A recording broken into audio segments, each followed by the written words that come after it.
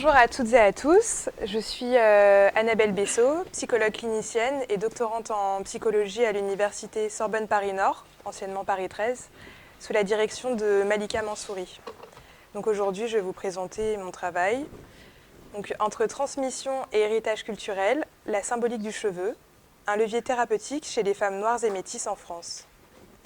Ce travail a débuté à partir des questions cliniques que je me suis posées sur mon expérience de psychothérapie digitale depuis 4 ans, où je reçois en majorité des femmes noires et métisses, âgées pour la plupart de 20 à 40 ans.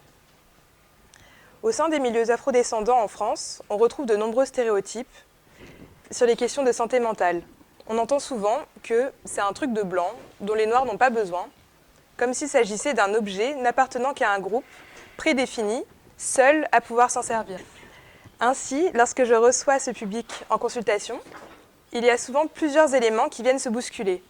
D'une part, un potentiel mal-être et une envie de consulter, et d'autre part, une certaine réticence et une forme de méfiance envers les professionnels de ces milieux qui pourraient ne pas être à l'écoute de leurs souffrances, leur donnant une impression de ne pas être suffisamment entendus dans leur subjectivité en tant que groupe minorisé expérimentant certaines modalités spécifiques. Les premières séances permettent de débuter un travail sur la question de la demande, qui est importante en psychothérapie, et qui est plus ou moins diffuse selon les profils. Pour ceux qui n'ont jamais consulté de psychologue et sont peu habitués à se dévoiler, nous pouvons utiliser des éléments du quotidien, palpables et concrets, pour commencer à parler de soi, s'habituer au format de la thérapie, et ensuite aller vers un travail plus approfondi. La thématique du cheveu invite les personnes à parler d'elles-mêmes, de leur corps, des questions de colorisme dans leur famille et dans la société, et de leur vécu en tant que femmes noires et métisses. Au travers de vignettes d'entretien réalisées dans le cadre du travail de terrain de ma thèse de doctorat, nous réfléchirons à comment se penser en tant que femme noire en contexte diasporique à travers la question du cheveu. Bon cheveu, mauvais cheveux, une dichotomie aliénante. La minorité noire en France. En France hexagonale, les personnes noires représentent une minorité. Pape Diaye, historien et actuellement ministre de l'Éducation, nomme ainsi la minorité noire. Il s'agit d'une minorité en tant que groupe qui partage un critère d'expérience sociale selon le marqueur social négatif de la couleur de peau noire et permet de parler de situations sociales spécifiques relevant d'une assignation identitaire. Cette présence est notable à partir du XVIIIe siècle, le grand siècle du commerce négrier, donc en lien avec l'esclavage et la colonisation de l'Afrique occidentale et des Caraïbes, puis par la suite de l'immigration de travail des années 60. C'est donc une présence de longue durée, accompagnée de la construction parallèle par la France de préjugés raciaux visant particulièrement les Noirs. Le cheveu, un marqueur d'afrodescendance. Le cheveu est un objet visible et reconnaissable. Le cheveu des personnes noires, souvent dit cheveux afro, qu'il soit crépus ou frisé, en fait donc un objet associé à l'assignation identitaire de la minorité noire. Pour nombre de femmes noires, la question du cheveu représente plus qu'une partie du corps. Elle est empreinte de signification sociale, politique et d'héritage culturel, et peut donner lieu à des discriminations et à des stéréotypes, directement liés à la texture du cheveu, qui est un éducateur visible d'afrodescendance. En tant que stigmate le plus visible de la négritude, Grada Quilomba, psychologue et artiste originaire de Sao Tomé et Principe, souligne qu'historiquement, les cheveux des personnes noires ont été dévalorisés plus que leur couleur de peau. En effet, la couleur de peau des personnes esclavagisées était tolérée par les maîtres blancs, contrairement à leurs cheveux, qui devinrent un symbole de primitivité, de désordre, d'infériorité et de non-civilisation. Juliette Smeralda, sociologue martiniquaise, rapporte que l'origine de l'expression bon, mauvais cheveux serait lié à l'esclavage, de l'expérience douloureuse du long voyage transatlantique, où le corps et le cheveu étaient souillés, salis, collés par la crasse puis privés de soins, emmêlés, formant des nœuds s'enchevêtrant, et une série de maladies du cuir chevelu. Durant le labeur de la plantation, s'en est suivi un manque à la fois de matériel et de temps pour prendre soin de son hygiène corporelle et en particulier de son cheveu. Les personnes esclavagisées n'ayant comme seuls accessoires les peignes et brosses usées par les maîtres, donc un matériel en mauvais état et inadapté. Le peigne européen a été érigé comme accessoire labellisé du bon ou de mauvais cheveux. Un cheveu se coiffant facilement avec le peigne du maître était donc un bon cheveu, Et inversement, un cheveu ne passant pas l'exercice de ce peigne, un mauvais cheveu, d'autant plus si les dents du peigne se cassaient. Ce qui a donné lieu à une forte dépréciation et créé une forme de ressentiment envers le cheveu crépus, vu comme un indésirable supplémentaire. Juliette Smeralda souligne également que les conséquences furent un mécanisme d'intériorisation de l'aversion que leurs cheveux et leur peau inspiraient aux blancs, avec une conviction d'être ridicules, subissant en permanence brimades et sarcasmes. La question de la temporalité vient se rejouer dans le quotidien de la plantation. Le temps n'appartient qu'au maître. C'est lui qui décide comment les personnes mises en esclavage doivent s'en servir. Un cheveu crépus nécessite un entretien et des soins particuliers. Mais le temps pour prendre soin de soi, à la fois soigner son corps et ses cheveux, n'existe pas dans la rythmique de la plantation. La question de la perte de repères, à la fois temporels et spatiaux, la violence du trauma généré par ce système, ainsi que le manque d'outils, ne permettent plus d'être dans l'esthétique de styles et de coiffures ancestrales élaborées. Nous pouvons ainsi observer comment les techniques de défrisage archaïques comme le repassage du cheveu ou le morceau de métal grossier pour dompter et maîtriser l'indiscipline du cheveu puis le défrisage chimique ont pu combler cette béance provoquée par les violences systémiques de l'environnement. Le cheveu ainsi « assagi » entre guillemets, permettait de faire des coiffures plus proches des modèles caucasiens et ainsi de créer une forme de réparation d'une estime de soi mise à mal. De cette idée toujours populaire de bons et de mauvais cheveux, en anglais on entend souvent parler des « good hair » ou « bad hair », on implique une forme de hiérarchie capillaire, où le cheveu caucasien, lisse, serait au sommet, et le cheveu crépus à son opposé, perçu comme non conforme aux normes de beauté eurocentriques. Cette échelle a également été reprise par le coiffeur américain Andrew Walker dans les années 90, avec une classification allant de 1 pour un cheveu lisse à 4 pour un cheveu crépus aux boucles très serrées. En plus d'appartenir à une minorité visible, les femmes noires seraient donc porteuses d'un objet non conforme aux normes sociétales et par extension importun. Les savoirs transmis, l'intime du lien mère-fille. More than hair. Donc là, je vais reprendre une vignette clinique. Ariel. Du coup, quand j'étais plus jeune, je n'étais pas maître de moi-même au niveau de ma coupe de cheveux. Donc ma mère me défrisait les cheveux pour me coiffer. Mais être coiffée, c'est vraiment avoir les nattes. En fait, alors que moi, je voulais vraiment avoir mes cheveux lisses, simples à coiffer aussi, parce que du coup, c'était beaucoup de douleur quand on se coiffe. Donc je me contentais de passer par la case des frisages, parce que du coup, ça faisait moins mal quand je me faisais coiffer. Mais voilà, j'aurais aimé avoir les cheveux lisses en permanence, sans passer par la case des frisages, les avoir longs. Ariel décrit 2 éléments centraux, le fait de ne pas être maîtresse d'elle-même, décrivant une forme de passivité, donc de devoir suivre l'opinion et les exigences de sa mère en matière de coiffure, et l'idée d'être coiffée, qui signifiait selon sa mère avoir les cheveux nattés. Les cheveux détachés, et par extension portés naturels, sont apparentés au fait d'avoir l'air négligé. La représentation du cheveu afro ne serait pas valorisée au naturel, il doit être défrisé et contenu dans une coiffure. Ensuite, elle parle de ses premiers défrisages. Je ne me souviens même pas du jour où j'ai commencé tellement ça remonte. J'ose espérer que je n'étais pas bébé quand même. Mais quand les bébés noirs naissent, ils ont encore les cheveux mous, comme on aime bien dire, assez faciles à coiffer. Ils sont pas très longs, donc ça va. Mais je pense que quand on va commencer à avoir entre 4 et 6 ans... Mais vraiment, je me souviens pas avoir eu les cheveux crépus avant. C'est ma mère qui me défrisait les cheveux, donc ça se passait bien, et j'avais toujours cette consigne. On regarde l'heure, on fait attention, parce que c'est dangereux. Mais on n'avait aucun problème. J'étais surtout contente, parce que du coup, hop, ils sont faciles à coiffer, donc ça se passait bien. Le défrisage est perçu comme un moyen de faciliter l'entretien du cheveu. Il doit être natté pour être présentable aux yeux de sa mère et de la société.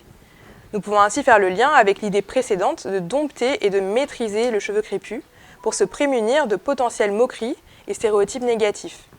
Enfant et adolescente, Ariel ne mentionne pas de dimension réflexive quant à l'aspect chimique du défrisant et l'impact potentiel sur la santé. Le défrisant est réduit à une simple technique ou à un outil facilitateur qui n'est au départ pas questionné car utilisé depuis l'enfance. La transmission de la technique du défrisage semble aller de soi. Les bébés ont les cheveux dits mous, puis quand les boucles commencent à se resserrer, pour obtenir des coiffures présentables, dites présentables, le défrisant chimique devient un outil presque apparenté à un simple démêlant. La confiance instaurée dans la relation mère-fille protège de la dangerosité du procédé et en fait un moment restant agréable. De ce point de vue, la douleur du coiffage du cheveu naturel, le cheveu défrisé est plus simple, à entretenir, mais il ne ressemble toujours pas à l'idéal du lisse et détaché dont parle Ariel. Ariel ne mentionne pas de transmission directe, de gestes et techniques d'entretien du cheveu apprises par sa mère. Elle dira ensuite qu'adulte, elle se fera natter les cheveux dans le quartier Château d'Eau à Paris, puis reviendra vers un cheveu naturel. Ensuite, on a aussi notre vignette avec Julie.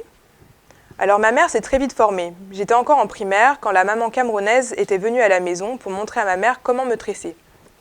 Et donc j'ai commencé à faire des tresses avec mes cheveux. Juste mes cheveux naturels, et j'adorais ça. J'adorais mon style avec les tresses. J'adorais même le jour où on faisait des tresses alors que je souffrais le martyre. Quand elle faisait le tracé là sur mon crâne, j'avais beaucoup de cheveux très denses. C'est le jour où je pouvais passer toute la journée à regarder la télé, puisqu'il n'y avait que ça à faire, pendant que je me faisais coiffer. Donc trop bien. C'était quelque chose que j'aimais bien. Dans l'expérience de Julie, en tant qu'enfant métisse, adoptée par une mère blanche, le contexte est important et se situe dans les années 90. La mère de Julie est blanche et a les cheveux courts et lisses. Elle élève seule sa fille. C'est une époque où Internet n'était pas encore d'actualité et dans une région de France où la minorité noire est peu présente. La mère de Julie, professeure des écoles, a fait la démarche de demander de l'aide à des mères d'élèves d'origine africaine pour ensuite apprendre des gestes et techniques pour s'occuper des cheveux de sa fille, différents des siens. Il n'y a donc pas d'héritage culturel commun mère-fille, mais une recherche de père qui soit plus proche de sa fille, puis une phase d'apprentissage, d'adoption des techniques de soins, pour suppléer à cette question de la différence. De son regard adulte, Julie en parle avec une forme d'ambivalence. D'un côté, elle semble avoir bien vécu les séances de coiffage, décrites comme des moments positifs, faisant appel à la notion de plaisir et de partage, et de l'autre, elle y associe tout de même une sensation de douleur intense. Je souffrais le martyre, ce qui a pu participer par la suite à la volonté d'altérer chimiquement son cheveu. Et puis à partir du collège, j'ai voulu vraiment ressembler aux filles des séries télé et des clips à la télé. Donc j'ai voulu le défrisage. Moi, j'ai voulu les cheveux lisses. Les tresses ne me convenaient plus. Il y a eu aussi, merci à la télé française, le film Rasta Rocket, quand j'étais en 5e, je crois. Et tout le monde au collège s'est mis à m'appeler Rasta Rocket. Mais c'était des tresses. C'était pas des dreadlocks, c'était des tresses avec mes cheveux naturels. Mais voilà, c'était la blague. Et même si je ne faisais pas le lien à ce moment-là, entre ces moqueries, parce que j'avais toujours eu plus ou moins des moqueries, mais je pense que c'était suffisamment isolé, et là c'était trop. Je ne voulais plus des tresses, plus de rasta, je voulais ressembler aux filles.